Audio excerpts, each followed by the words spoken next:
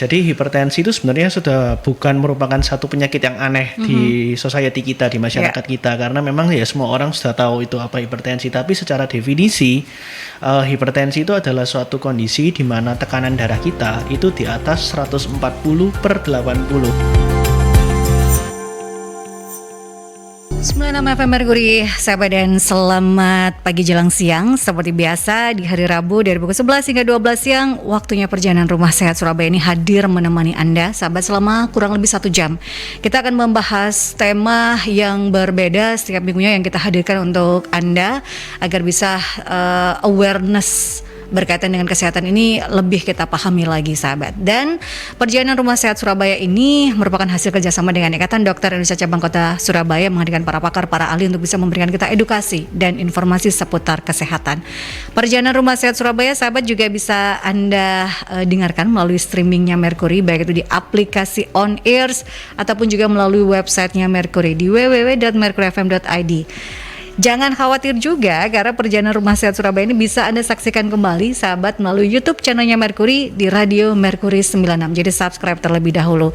Dan Rumah Sehat Surabaya di edisi 21 Desember 2022 ini menghadirkan tema berkaitan dengan mewaspadai hipertensi pada semua usia. Bersama dengan narasumber yang sudah hadir di studio, terima kasih untuk Dr. Christian Pramudita Budianto, SPJP, sudah hadir. Apa kabar, Dok? Halo, selamat siang Mbak Yanti. Ya. Baik. Kita manggilnya Mas Dokter saja ya. Sepakatnya Mas Dokter karena mudah sekali, sahabat ya. Ini kita ngobrol santai, Dok, supaya sahabat-sahabat Merkuri lebih aware lagi berkaitan dengan hipertensi, karena ini sekarang tidak mengenal usia. Kalau dulu usia 40 tahunan ke atas, 50-an, tapi sekarang usia muda pun sudah terkena ya, Dok. Iya. Ya, jadi memang sudah ya seperti yang tadi saya disebutkan Mbak Yanti tadi. Jadi memang darah tinggi itu adalah satu penyakit yang memang pada awalnya muncul di usia 40-50-an tahun ke atas. Baik pada laki-laki maupun pada perempuan juga. Namun memang pada perjalanannya dengan kemajuan modalitas diagnostik pemeriksaan, dengan awareness, dengan pengetahuan masyarakat kita yang juga sudah bertambah lebih baik, pemeriksaan yang dilakukan dari awal ini pun juga sudah bisa membantu untuk mendeteksi adanya kelainan darah tinggi. Jadi oleh karena itu makanya memang darah tinggi saat ini bisa ketahuan apabila memang pada usia muda gitu, di usia 30-an atau bahkan di usia sekitar 20-an seperti itu. Berarti ini dalam tanda kutip ada plus minus ya, Dok. Plusnya adalah orang semakin lebih aware berkaitan dengan kesehatannya dengan melakukan pemeriksaan dini. Itu yang plusnya. Minusnya adalah ternyata semakin banyak ketahuan usia muda gitu ya, yang ketahuan gitu. Betul. Nah, karena sekarang tidak mengenal usia, tidak hanya hipertensi tapi semua penyakit rasanya ya, sahabat. Untuk usia termuda yang pernah dokter tangani berkaitan dengan hipertensi, usia berapa sih, Dok? Saya pernah dapat usia umur 27 tahun, tapi itu memang kasusnya nggak banyak ya, mungkin 1-2 kali saja gitu. Tapi ya memang tetap yang paling banyak memang di usia di atas 40 begitu. Tapi ya tidak yang 30-an juga banyak, tapi yang paling muda yang saya dapat mungkin sekitar 26-27 tahun waktu itu ya gitu. Itu kan benar-benar masih muda ya, jadi masih benar-benar awal-awal produktif atau bisa dikatakan baru 4-5 tahun selesai kuliah gitu ya, Dok ya. Stres-stres kah menghadapi kehidupan yang sebenarnya? Dok, kalau kita bicara tentang hipertensi, kondisi seperti apa ini? Supaya kita bisa menyamakan persepsi untuk sahabat-sahabat Merkuri, kondisi seperti apa sih hipertensi ini dan apa hipertensi itu? Jadi hipertensi itu sebenarnya sudah bukan merupakan satu penyakit yang aneh di society kita, di masyarakat kita, karena memang ya semua orang sudah tahu itu apa hipertensi. Tapi secara definisi, hipertensi itu adalah suatu kondisi di mana tekanan darah kita itu di atas 140/80. Jadi kalau menggunakan tensimeter, kita ukur tekanan darah kita di atas 140/80, itu sudah bisa kita sebut sebagai darah tinggi. Gitu. Iya. Dan normalnya untuk tensi sebenarnya berapa sih, Dok? Ya, antara itu kan tekanan darah itu ada yang atas sistol, ada yang bawah diastol. Nah, itu kalau yang atas tuh antara 110 sampai 130, kalau yang bawah antara 70 sampai 80 itu termasuk nilai yang normal gitu. Jadi untuk dipahami dulu, kadang orang-orang melihatnya yang atas saja, kemudian yang bawah saja. Kalau di atas 150 itu sudah tinggi, tapi bawahnya 70 itu Kadang-kadang kayak gini ketipu. Jadi misalnya pernah ada satu pasien yang tensinya dia itu atasnya 130, tapi yang bawahnya itu antara range 90 sampai 100, tapi dia tidak merasa darah tinggi. Padahal range yang diastol yang di bawahnya itu sudah termasuk tinggi gitu ya, itu Dok. sebenarnya sudah termasuk orang yang punya darah tinggi seperti itu. Jadi memang kadang-kadang itu yang memang masih perlu edukasi lebih lanjut, karena kan kadang-kadang orang ngehnya yang atasnya aja. Pokoknya atasnya tinggi naik ya berarti saya tensinya tinggi gitu. Seperti itu. Jadi yang perlu digaris bawahi adalah dua-duanya, tidak hanya yang atas ataupun yang bawah ya. Betul. Dan normalnya adalah 110/130 itu yang atas, kemudian bawahnya antara 70 hingga 80. Kalau di atas itu ya Anda sudah kategori sudah mulai ada tekanan darah tinggi, sudah mulai bisa didiagnosa sebagai hipertensi. Cuman ya itu tadi, hipertensi itu adalah satu penyakit yang tidak bisa kita dengan satu kali pemeriksaan. Kita minimal 2 kali pemeriksaan atau bahkan 3 kali. Jadi kalau misalnya saya biasanya dapat pasien tiba-tiba di praktek misalnya dia baru datang cepet lari-lari gitu misalnya dari parkiran, duduk langsung ditensi, itu memang kadang-kadang tekanan darah langsung tinggi. Nah itu nggak valid biasanya. Jadi kita harus istirahatkan dulu pasiennya, duduk dulu atau tiduran dulu 5-10 menit baru kita ulangi tekanan darahnya. Jadi tekanan darah itu yang paling bagus tuh diukur ketika badan ini lagi rileks, bukan pas lagi tegang.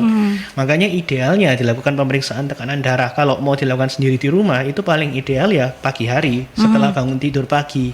Karena itu adalah basal, adalah tensi dasar dari masing-masing kita gitu. Jadi itu yang bisa kita jadikan acuan untuk memberikan terapi berikutnya bagaimana seperti itu. Nah kadang orang awam juga merasa saya kalau di tensi digital ini kok tinggi ya, tapi kalau tensi yang manual itu normal. Nah itu ada perbedaan nggak sih, Dok? Enggak sih, sebenarnya kalau yang teknologi yang sekarang ini alat-alat tekanan darah yang digital itu sudah lebih baik dibandingkan mungkin 10-15 tahun yang lalu gitu. Dan memang yang direkomendasikan saat ini adalah yang digital ketimbang yang manual gitu, karena ya yang manual itu dia tuh kan kalau yang manual tuh kan pakai air raksa.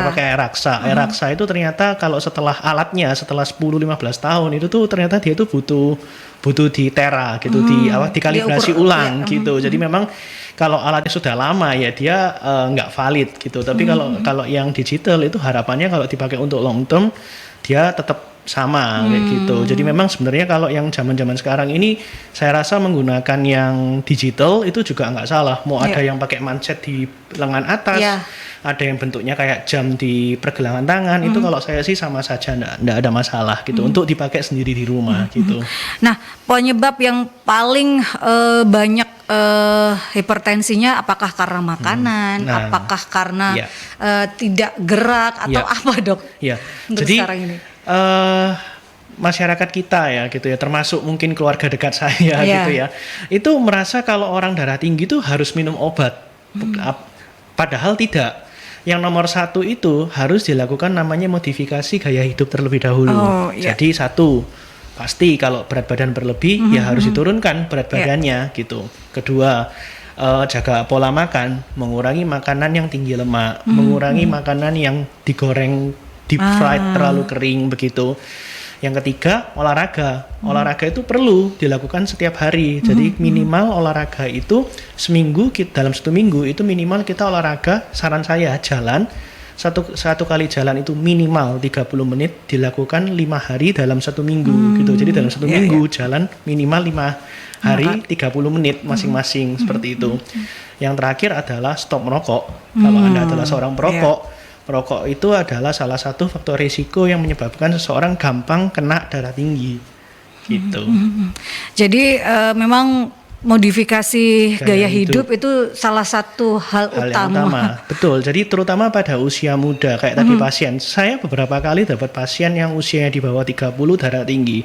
Tapi itu semuanya karena memang faktor resiko. Dia misalnya mahasiswa, begadang, alasannya begadang ngerjakan skripsi katanya. Terus tapi sambil ngerokok, ngopi dan sebagainya, ya jelas tensi pasti naik kayak gitu. Dengan dia memperbaiki gaya hidup tanpa memberikan obat-obat, itu bisa menurunkan tekanan darah kayak gitu. Kecuali kalau ini terjadi pada usia lanjut ya. Kalau usia lanjut mungkin tetap butuh obat, tapi kalau pada usia muda saya rasa bisa modifikasi gaya hidup terlebih dahulu. Nah, ini yang kadang orang takut untuk memeriksakan diri, nanti saya kalau terdiagnosis hipertensi saya akan minum obat seterusnya. Nah, kita ke penelpon terlebih dahulu. Oke. Selamat siang, Merkuri. Selamat siang, Assalamualaikum warahmatullahi wabarakatuh. Apa kabar Pak Sumarwito? Baik, ini. Baik, monggo silakan. Ya, saya ini kan umur 69 tahun. Ya. Terus apa itu? Kalau saya diabetes, kolesterol, darah tinggi. Ya. Ya, katanya dokternya penyakit dalam itu terkendali, ya kan? Ya. Tapi biasanya kan saya kan BPJS ya, diperiksa itu 1 bulan sekali sama dokternya. Itu suruh puasa, suruh puasa, terus diperiksa itu 140, bawahnya 110. Ya. Kata dokternya, wah ini normal yuk, katanya gitu. Apa periksanya itu? Tapi saya beli alat sendiri, diperiksa anak saya yang nggak tahu apa, dicoblos jari itu loh. Di jari itu juga normal gitu ya. Jadi saya terus pokoknya saya alatnya itu komplit yang untuk di lengan itu ya, itu sama dokternya di penyakit dalam juga gitu. Tapi yang dicoblos itu tidak pernah diperiksa gitu. Tidak pernah diperiksa di labnya rumah sakit. Cuma dia suruh puasa, tapi dicoblos itu, gitu. Nah, terus itu pagi hari. Terus begini, sama dokternya tidak dikasih amlodipin ya, tidak dikasih. Itu kan untuk darah tinggi kan, kalau nggak salah loh ya. Itu, tapi saya tetap minum yang harusnya 5 mg. 5 miligram, ya. Ya itu. Terus apa saya boleh terus minum? Soalnya periksanya itu, ya itu cuma dicoblos, terus dia apa itu katanya normal 110, 140. Nah, kenapa dokter itu tidak menyatakan tetap aja amlodipin? Tidak ngomong gitu, tapi saya tetap minum paling titik 5 mili lah gitu. Tapi badan saya sehat, semua tapi saya sekarang ini tidak bisa olahraga total karena saya ini tidak bisa jalan. Karena jatuh, tulang meleset gitu ya. Tapi jadi olahraganya ya cuma pakai kursi roda apa gitu. Itu jadi kan olahraganya nggak bisa total kan.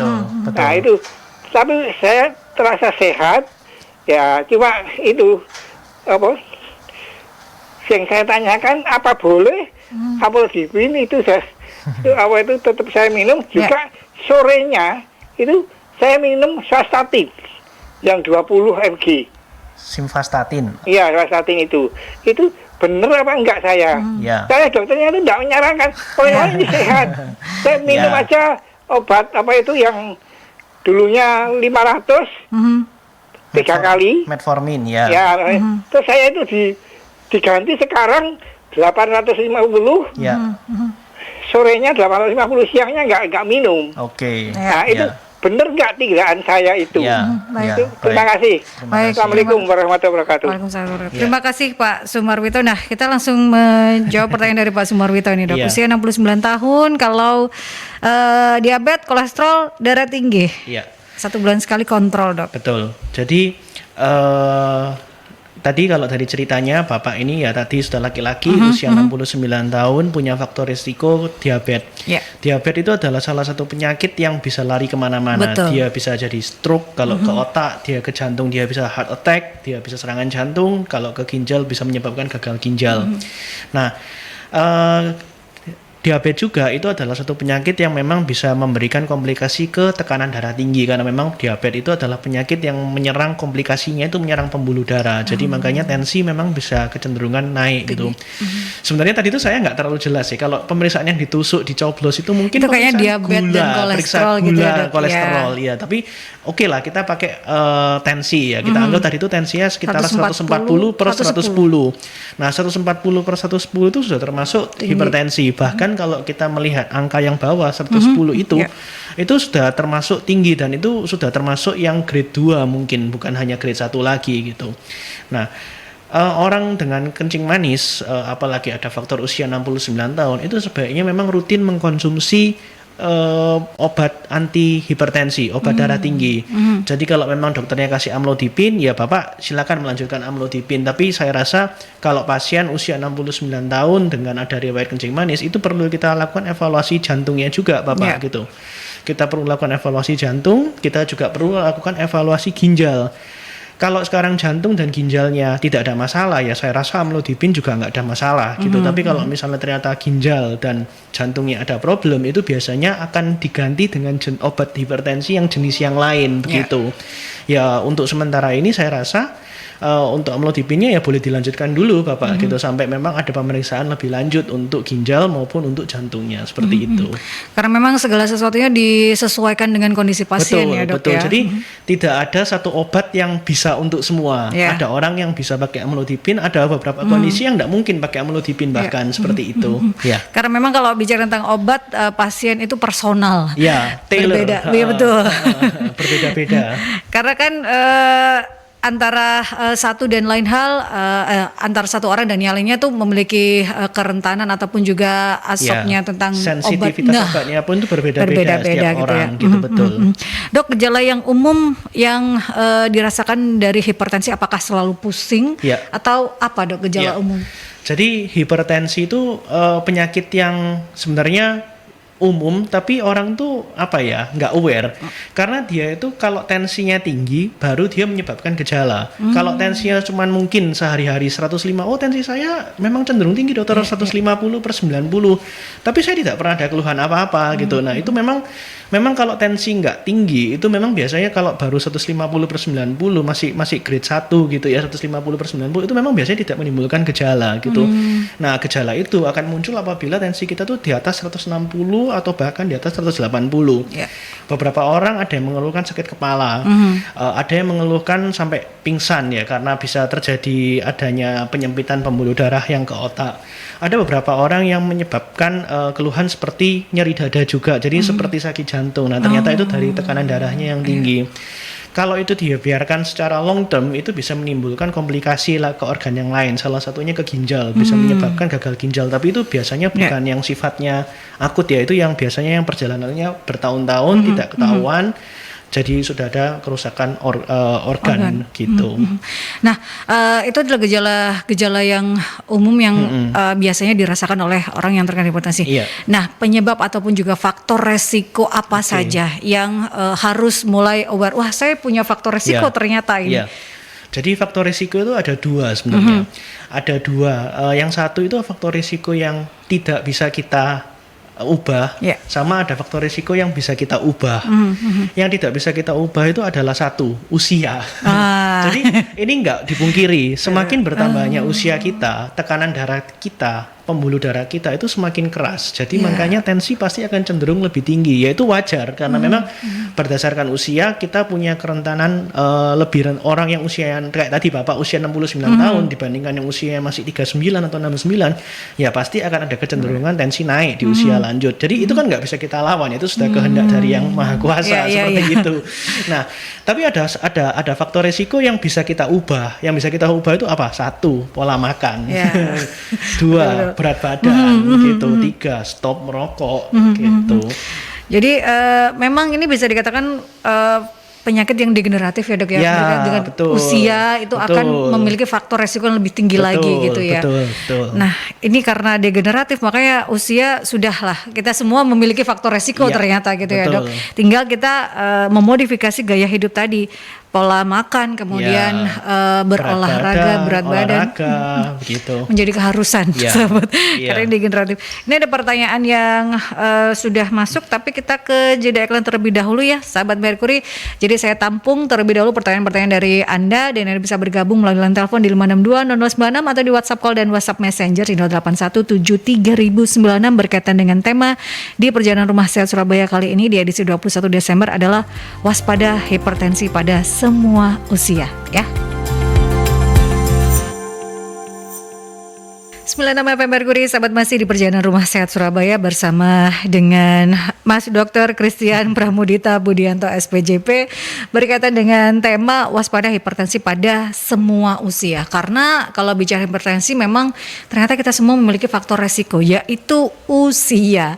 Ini penyakit degeneratif, sahabat. Jadi semua orang memiliki faktor resiko tersebut sehingga kita mulai usia muda sebenarnya sudah bisa melakukan pencegahan, yaitu dengan modifikasi gaya hidup seperti pola makan, olahraga, dan stop rokok, sahabat. Itu yang dikatakan oleh Mas Dokter di tema kali ini. Dan sudah ada beberapa pertanyaan yang masuk. Ini ada dari Bu Tata, 50 tahun, Dok. 2 tahun yang lalu sebelumnya ini hipotensi paling tinggi kisarannya 100/70. Tapi sejak 2 tahun yang lalu sampai dengan sekarang minimal itu 140/90. Nah, ini ada yang mengatakan wajar karena usianya sudah 50 tahun. Pertanyaannya, apakah memang tinggi rendah tensi itu ada toleransi sesuai usia, Dok, sehingga ada pembenaran wajar, tenang saja karena bertambahnya usia tensi juga akan tinggi gitu. Kemudian pertanyaan kedua, dokter meresepkan Bu Tata ini amlodipin 5 mg yang harus diminum setiap hari. Tapi Bu Tata sering lupa dan akhirnya berhenti minum, Dok. Bu Tata merasa tidak merasakan dampak kalau tidak minum. Betul. Amlodipin. Karena ketika dulu rendah dan sekarang tinggi, tidak merasakan pusing kepala bagian belakang sampai batang leher. Itu, Dok. Mohon pencerahan apa yang harus dilakukan oleh Ibu Tata. Oke, terima kasih. Ini juga adalah satu pertanyaan yang banyak datang ke praktek dokter gitu ya. Jadi ini adalah satu pertanyaan yang lazim gitu. Jadi tekanan darah itu memang mengikuti faktor usia. Jadi kalau kita orang dewasa, tensi normal itu 120/80, anak-anak itu enggak mungkin tensinya 120/80, mungkin 80/90 untuk tensi sistoliknya gitu. Nah, pada orang dewasa itu ada faktor berat badan juga. Jadi kalau misalnya orangnya berat badannya kecil gitu ya, dia tidak terlalu tinggi, berat badannya cuma 40 kiloan kayak gitu misalnya ya gitu ya. Itu ya pasti tekanan darah enggak mungkin 120, enggak mungkin 130, pasti ya 100 atau 110 seperti itu. Jadi kalau misalnya kita berat badannya besar gitu ya, misalnya sampai orang yang tinggi besar gitu ya, tensi pasti tinggi gitu. Tensi pasti akan mengikuti, tensinya pasti akan cenderung lebih tinggi dibandingkan orang yang lebih kecil gitu. Jadi faktor berat badan itu sangat mempengaruhi. Nah, kemudian kembali ke faktor usia yang tadi pertanyaan. Umur saya 50 tahun. Tapi tensi saya 140/90 ya tadi gitu ya, 140/90. Nah, untuk orang yang umur 75 tahun ya, 75 tahun itu target tensinya juga di bawah 140/80. Jadi tidak ada alasan 140/95 itu sebenarnya sudah mulai ada gejala tekanan darah yang meningkat seperti itu. Nah, ya itu kita cari tahu dulu sekarang problemnya dari mana. Kalau saya akan melakukan pemeriksaan jantung, pasti saya dokter jantung, kita cek darah, kita lihat fungsi ginjalnya bagaimana, dia tidak ada faktor resiko kencing manis dan sebagainya. Kalau misalnya dia tidak ada faktor resiko apa-apa, kemudian dia bisa modifikasi gaya hidup, saya rasa obat darah tingginya bisa kita lepas gitu. Karena ada beberapa kasus di mana ada stres, kurang istirahat, kecapean, itu juga bisa memicu tekanan darah yang meningkat. Misalnya kayak gini, kalau pengalaman saya, ada pasien misalnya mau dilakukan operasi apapun itu, operasi pencernaan, operasi apapun itu, patah tulang dan sebagainya. Nah, ketika dia mau operasi, ya senewen kan pasti kan gitu. Padahal dia sebelumnya tidak pernah darah tinggi. Orang senewen kalau ditensi pasti naik kayak gitu. Ya enggak apa-apa, mungkin sebelum operasi ya saya kasih obat tensinya dengan tujuan untuk menjaga supaya tekanan darahnya normal hingga dia dilakukan tindakan operasi gitu misalnya. Setelah selesai operasi, kalau tensinya normal, ya sudah obat itu akan kita stop kayak gitu. Sama ada kondisi perempuan hamil. Tekanan darah naik karena ya mungkin dia punya, kalau pernah dengar preeklamsi dan sebagainya gitu ya. Nah, kalau dia sudah melahirkan, tekanan darahnya sudah kembali normal, ya obat tensinya stop, kayak gitu. Jadi tidak selalu tekanan darah tinggi itu harus minum obat. Kalau kita bisa modifikasi gaya hidup dan pasiennya tidak punya faktor risiko, dia nggak ada diabetes, dia nggak ada kolesterol, dia nggak merokok, berat badannya ideal, aktivitas fisiknya bagus, ya saya rasa obat tekanan darah tingginya bisa kita stop seperti itu. Dengan tambahi modifikasi gaya hidup tentunya seperti itu ya Dok ya. Selalu harus ada itunya. Nah, ini ada pertanyaan juga dari Erika Susanto. Psikologi seseorang bisakah mempengaruhi atau menyebabkan hipertensi seperti emosi yang sering dipendam dan juga stres? Terus untuk menghindari supaya tidak kena hipertensi bagaimana ya Dok? Nah ini juga perkotaan ini Dok. Jadi ini saya lagi siaran, saya stres ini, tensi saya pasti naik kayak gitu. Jadi tekanan darah itu sangat fluktuatif. Tekanan darah itu sesuatu yang mengikuti badan kita gitu. Jadi kalau kita lagi olahraga, kita jogging, selesai jogging langsung kita langsung ditensi, pasti akan naik otomatis itu. Jadi itu adalah sesuatu yang memang tensi itu adalah sesuatu yang memang mengikuti kegiatan kita. Kalau memang kita lagi stres, kita lagi kecapean, kita kurang tidur, pola makan kita nggak bagus, ya pasti tekanan darah akan cenderung lebih tinggi seperti itu. Tapi kan itu hanya sesaat ya. Tapi kalau misalnya berlangsung, kalau misalnya stresnya sudah teratasi, pola tidurnya membaik, ya saya rasa tekanan darahnya pasti akan kembali ke normal selama memang tidak ada kelainan gitu. Jadi memang bisa berpengaruh ya untuk Mbak Erika ya. Iya, jadi ya saya rasa kalau untuk di usia muda sih kebanyakan yang usia 20-30-an itu di pola tidur sih. Kalau memang saya temu pola tidur, kalau cowok merokok gitu. Jadi stop merokoknya, pola tidurnya yang diatur ya. Ini kan habis Piala Dunia kan, jadi memang pasti tensi pada naik karena memang banyak yang begadang gitu. Jadi apalagi timnya kalah Dok. Apalagi timnya kalah. Itu uangnya habis. Tensinya tambah tinggi itu Dok. Tensinya tambah naik biasanya gitu. Jadi Piala Dunia sudah selesai. Nah ini pola tidurnya juga harus kembali ke normal gitu ya Dok ya. Itu yang harus diketahui juga untuk usia produktif terutama lembur juga harus mengingat kondisi tubuh ya, harus tahu kapan beristirahatnya. Boleh sesekali mungkin ya, tapi jangan terlalu sering karena itu berdampak. Betul. Akan berdampak ya Dok ya. Terutama sudah begadang kemudian merokok ditambah kopi, makannya tidak bergizi, waduh, kurang gerak. Nah, resikonya malah berkali-kali lipat. Nah, ini dari Saskia. Dok, bagaimana caranya untuk menurunkan tekanan darah tinggi? Usia saya 35 tahun, berat badan 70 kg. Tensi darah saya mulai tinggi pada akhir-akhir ini, Dok. Nah, ini tadi sebenarnya sudah sedikit kita singgung ya. Jadi ya kalau usia 35 tahun itu memang benar ya itu tadi. 35 tahun 70 kilo perempuan ya aku rasa agak berat agak overweight gitu. Jadi ya tentu saja ya harus ada perubahan pola makan. Kalau saya perubahan pola makan yang dilakukan, satu, kita kurangi yang manis, cemilan kita ganti buah, kurangi yang digoreng gitu. Jadi lebih baik makanan itu ditumis, dikukus dan sebagainya gitu. Jadi mengurangi yang deep fried, jadi ayam goreng, bebek goreng. Bukan nggak boleh, tapi sebaiknya jangan terlalu sering seperti itu karena itu adalah yang mencetuskan darah tinggi gitu. Istirahat dan juga olahraga. Gitu. Boleh seminggu sekali, nggak sehari 3 kali gitu ya Dok ya. Karena tapi itu kuliner-kuliner yang enak yang di fry itu ya. Surabaya yang itu bebeknya paling enak. Nah, apalagi kalau kulitnya tebal Dok. Nah, padahal itu wow gitu ya.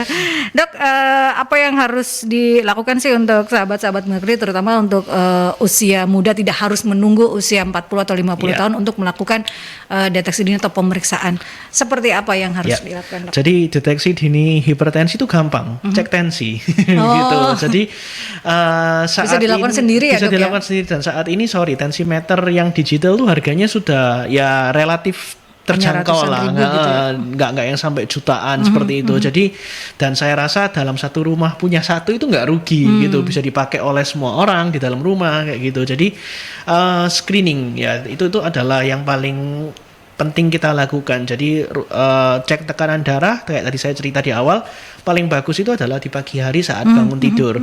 Jadi bangun tidur jangan melakukan aktivitas apa-apa dulu, baru kita tensi. Nah itu adalah tensi dasar kita. Nah kalau tensi kita memang di atas 140/80, kemudian kalau kita ulangi besoknya atau 2 hari berikutnya masih di atas 140/80, sudah ada indikasi bahwa memang kita punya kecenderungan darah tinggi seperti itu.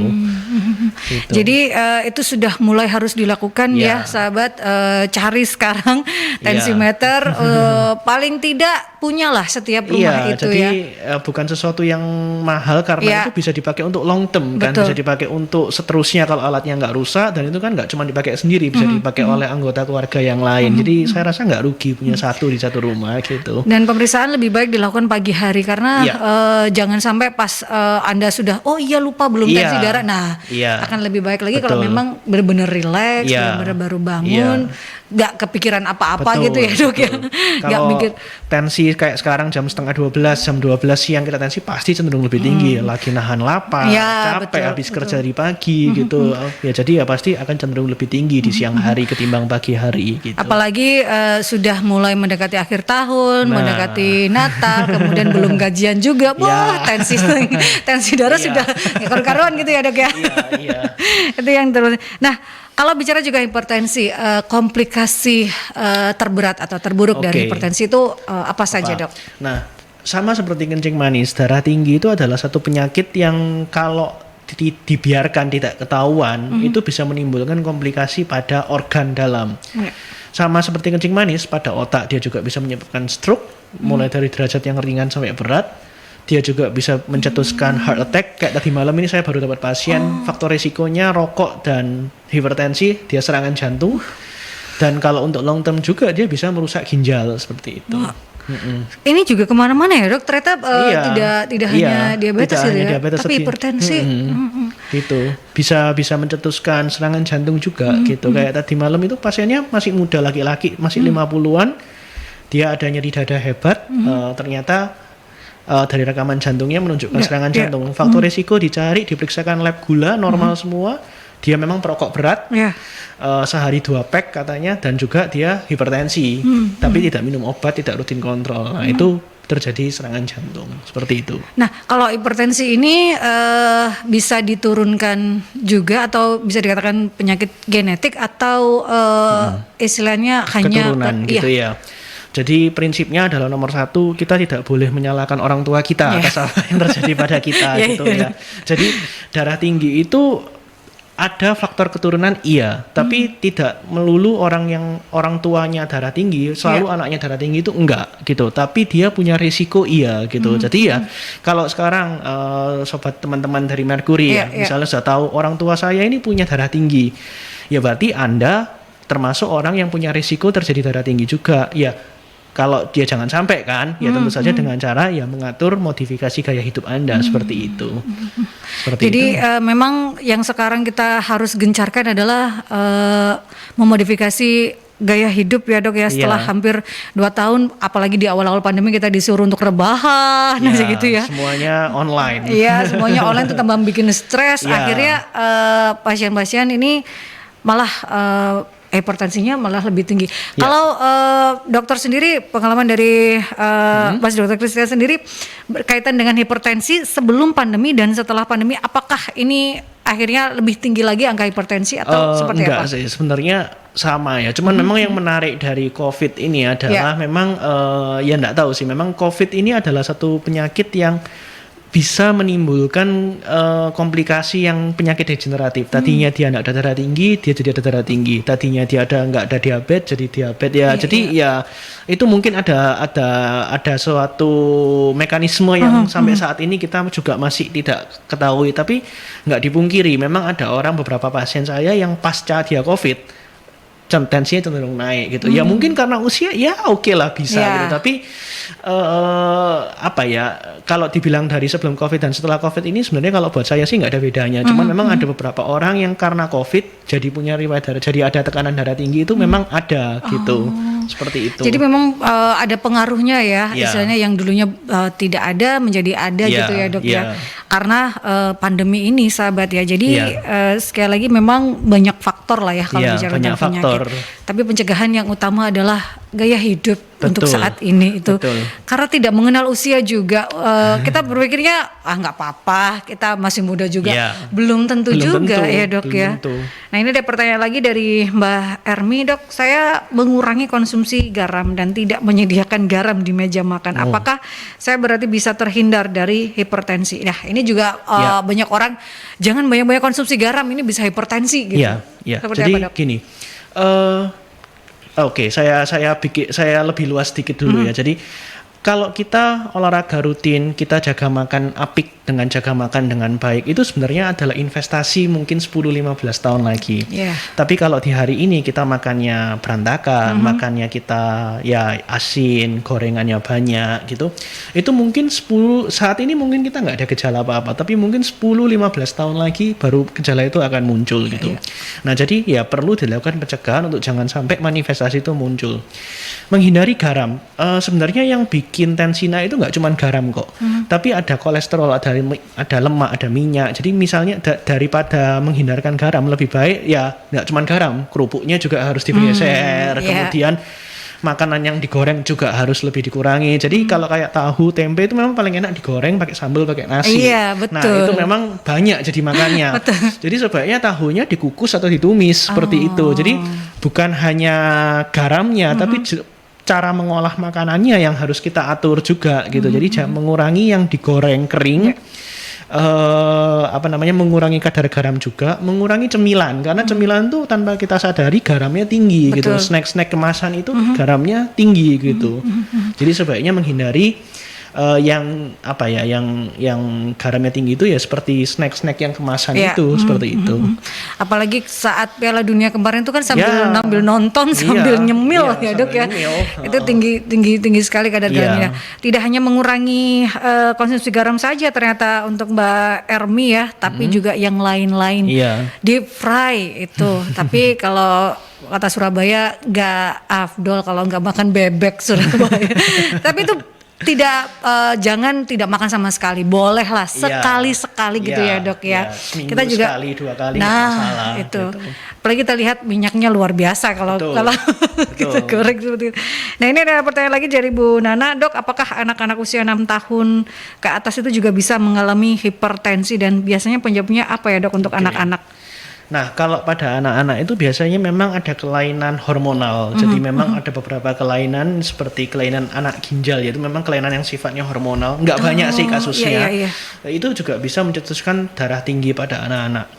Di negara maju, pada kayak Amerika dan sebagainya gitu ya, kita ambil contoh, itu obesitas ternyata yang menjadi faktor risiko utama gitu. Jadi kalau pada anak-anak usia di bawah 18-16 tahun itu sebaiknya menghindari berat badan berlebihan karena itu nanti ketika mereka dari di bawah 16-18 tahun kemudian mereka menginjak masuk usia 20-an ya badannya kan kasihan gitu. Jadi sebaiknya untuk anak-anak menghindari obesitas sedini mungkin tuh penting. Jadi ya kalau itu tadi, kalau di negara maju kayak Amerika gitu ya problem nomor satunya adalah obesitas gitu yang mencetuskan mereka cenderung gampang darah tinggi seperti itu.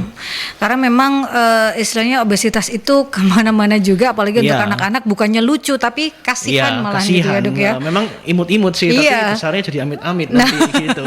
Kasihan juga sih anak ini ya. Jadi mulai sedini mungkin memang perubahan atau modifikasi gaya hidup sudah harus dilakukan gitu ya Dok ya. Untuk anak-anak terutama juga. Nah kita ke jeda iklan kembali ya sahabat. Jadi untuk Anda tetap stay tune di Perjalanan Rumah Sehat Surabaya. Dan jangan khawatir juga untuk Anda yang tertinggal, Anda bisa menyaksikan kembali Perjalanan Rumah Sehat Surabaya ini dengan tema waspada hipertensi pada semua usia di YouTube channelnya Mercury di Radio Mercury 96 ya. 96 FM Mercury sahabat, dan masih di Perjalanan Rumah Sehat Surabaya bersama dengan Mas Dr. Christian Pramudita Budianto SPJP berkaitan dengan tema waspada hipertensi pada semua usia. Perbincangan offline kita juga seru karena kita membahas banyak hal juga ternyata untuk usia 40 tahun ke bawah ya sahabat, masa usia-usia produktif ini yang paling bisa dilakukan adalah memodifikasi gaya hidup itu ya Dok ya. Kita ketahui juga kalau kita bicara tentang makanan tidak hanya yang tradisional, yang istilahnya banyak modern, yang gurih-gurih, modern pun juga gurih-gurih gitu ya Dok ya. Seperti ayam yang ada di mall dan lain sebagainya itu juga banyak yang gurih-gurih. Itu yang menarik, itu yang enak ya. Itu yang enak memang. Ya. Dok, kalau kita bicara tentang pencegahan berkaitan dengan hipertensi, apa yang bisa dilakukan oleh sahabat-sahabat Mercury untuk masyarakat itu? Jadi untuk pencegahan darah tinggi sendiri itu yang pertama yang harus kita lakukan adalah modifikasi gaya hidup. 1, jaga pola makan kita. Kalau pola makan kita baik, tentu saja berat badan akan lebih terkontrol gitu. Jadi hindari makanan, ya bukan tidak boleh ya, tapi sebaiknya mengurangi makanan yang terlalu digoreng deep fried seperti itu. Jadi kurangi yang tinggi garam juga gitu, tidak boleh sering-sering gitu.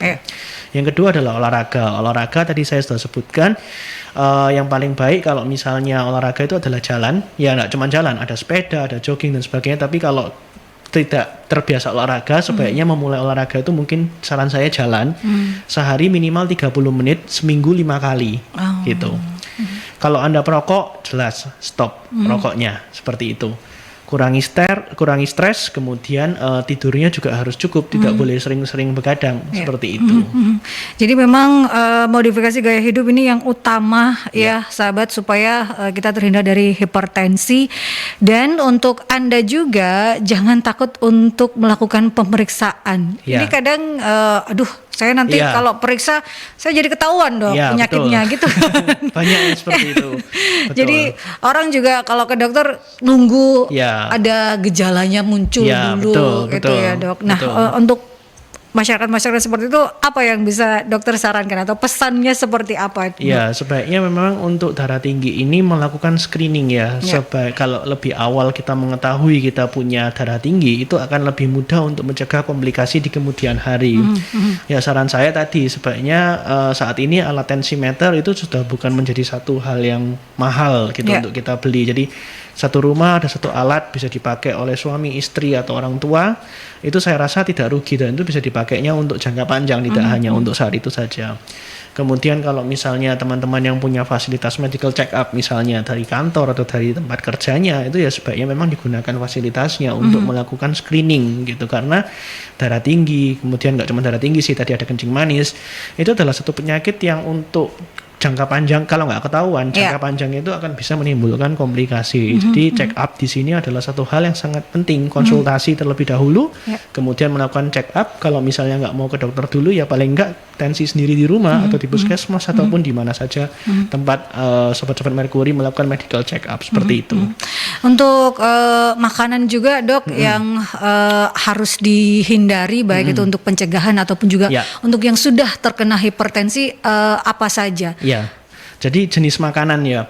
Kalau saya pasien yang darah tinggi atau punya kecenderungan darah tinggi itu sebenarnya ada satu yang harus kita hindari, jeroan. Aduh. Karena tapi memang soto babat tuh memang enak gitu ya. Gurihnya beda dok.